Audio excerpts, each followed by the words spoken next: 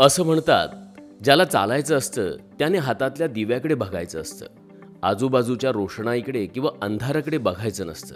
आपल्या ध्येयाच्या दिशेने चालताना अनेक आव्हानं निर्माण होतात, पण ज्याला मुक्कामाला पोहोचायचं असतं ती व्यक्ती आपणाला हवा तो किनारा गाठतेच. तशीच एक कहाणी आहे चंद्रशेखर मनोहर धांजी यांची. वयाच्या 60व्या वर्षी स्टेट बँक ऑफ इंडिया या मान्यताप्राप्त बँकमधून सेवानिवृत्त होत असताना मागे पाहत भूतकाळात डोकावलं की मागील 40-45 वर्षांचा त्यांचा जीवनपट डोळ्यासमोरून सरकून जातो. मध्यमवर्गीय कुटुंबात वाढलेल्या चंद्रशेखर धांजी यांचा जन्म 29 एप्रिल 1964 रोजी झाला. वडील शिक्षक, आई गृहिणी, 2 भाऊ 2 बहिणी असा त्यांचा कौटुंबिक प्रपंच. शिरोडा या ठिकाणी त्यांचं बालपण हुंदडलं. प्राथमिक शाळेतील धडे उभादांडा शाळा क्रमांक 3 येथे गिरवल्यानंतर पुढील शिक्षण ट्युटोरियल हायस्कूल शिरोडा या ठिकाणी झाले. महाविद्यालयीन शिक्षण घेण्यासाठी पंचम खेमराज या कॉलेजचा उंबरठा ओलांडला. 1984 साली बीकॉम ही पदवी प्राप्त झाली आणि ती पदवी हातात घेऊन त्यांची पावलं मुंबईकडे आपल्या पहिल्या कमाईसाठी वळली. जॉन्सन अँड जॉन्सन या प्रसिद्ध कंपनीमध्ये काही महिने काम केल्यानंतर भारतीय स्टेट बँकमध्ये 1986 साली पहिली नेमणूक झाली आणि नोकरीचं पहिलं ठिकाण महाड हे निश्चित झालं. वडील शिक्षक असल्यामुळे कुटुंबाची फारशी जबाबदारी खांद्यावर नसली तरी सुद्धा संवेदनशील आणि भावनिक मन कुटुंबासाठी हळवं होतच. गावाकडचे कुटुंब आणि जवळपास 300-350 किलोमीटर लांब असणारी नोकरी याचा समतोल साधत 18 फेब्रुवारी 1990 रोजी कर्तव्याची माळ गळ्यात पडली. पूर्वाश्रमीच्या उज्ज्वला आणि आता शमा या जीवनसाथी म्हणून त्यांच्या आयुष्यात आल्या आणि सुखाने त्यांच्या आयुष्यात झंकारून चाहूल दिली. मनमिळावू आणि खेळकर हसरा स्वभाव यातून जीवनसाथी म्हणून लाभलेल्या त्यांच्या पत्नीने सुखदुःखाची वाटेकरी होण्याचं वचन दिलं आणि लग्न सोहळा सुशोभित झाला. शिक्षण, नोकरी आणि नंतर प्रपंच यामधून पुढे जात असताना सामाजिक, कौटुंबिक, वैयक्तिक जीवनाचा उत्कृष्ट मेळ साधत आलेल्या प्रसंगांना कधी हसत तर कधी संघर्षाने तोंड देत राजापूर, कणकवली, ओरोस, खारेपाटण, वैभववाडी या ठिकाणी ठराविक वर्षाने चंद्रशेखर धांजी यांची बदली होत गेली. बदली झालेल्या ठिकाणी नवीन असलेल्या माणसांना आपल्या मनमिळावू स्वभावामुळे लगेचच त्यांनी आपलेसे केले आणि ज्या ठिकाणी सेवा केली त्या ठिकाणी माणसांच्या हृदयात घरं पण बांधली. तुफान प्रेम करणारी माणसं जेवढी जोडाल तेवढी घरं तुमची.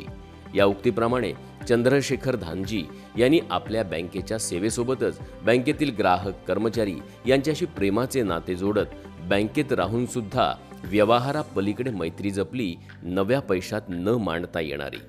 त्यांची बदली झाली तेव्हा काही ग्राहकांनी आपली जुनी शाखा बदलून चंद्रशेखर ज्या ठिकाणी गेले त्या ठिकाणी अकाउंट बनवून घेतलं. यातूनच त्यांचं व्यक्तिमत्व आपल्याला बरेच पैलू सांगून जातं.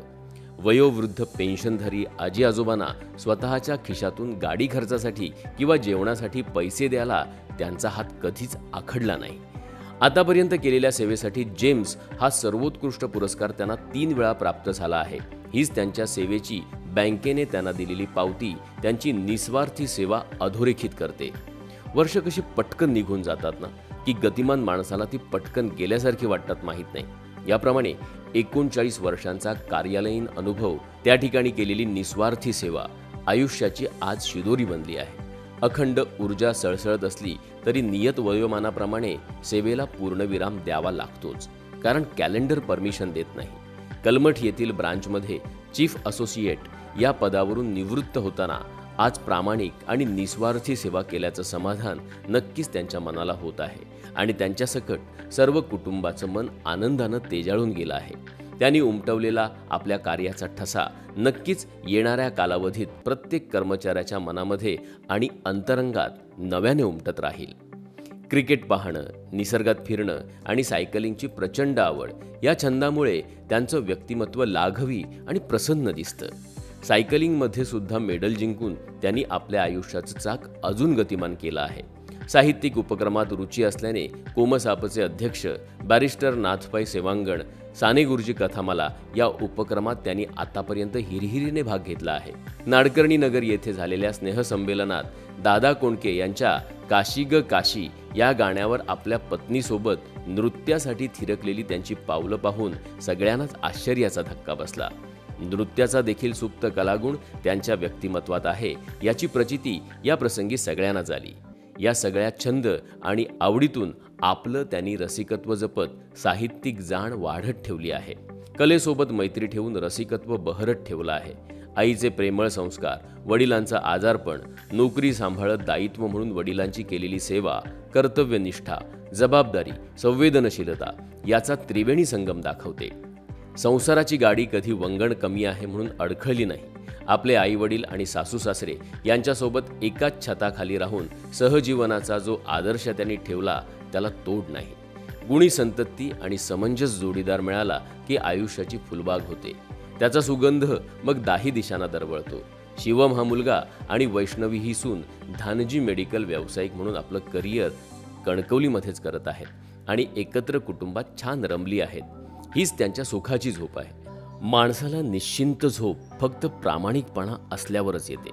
नाती सेलिब्रेट करण्याच्या आणि आता व्हॉट्सअपच्या स्टेटस बदलण्याच्या जमान्यामध्ये 2 वेळचं जेवण आणि सुखाची झोप हाच स्टेटस त्यांनी कित्येक वर्षे इमाने इतबारे सांभाळला आहे.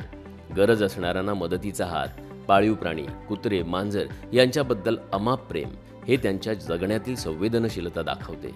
असे हे परोपकारी व्यक्तिमत्व शांत, सुस्वभावी, संस्कारी, मितभाषी यांच्या सहचरणी उज्ज्वला यांच्यासाठी वलयांकित चंद्र आहे. त्यांनी स्वअनुभवातून लिहिलेल्या अनेक गुणांचं अवलोकन त्यांच्या दृष्टीने आपल्याला लवकरच भेटीला येईल. नावात काय असतं यापेक्षा कधीकधी नावातच व्यक्तिमत्व असतं. याप्रमाणे चंद्रशेखर नाव लाभलेल्या आपल्या पतीला वलयांकित चंद्र या पुस्तकात वाहिलेली शब्दरूपी ओंजळ पुस्तकात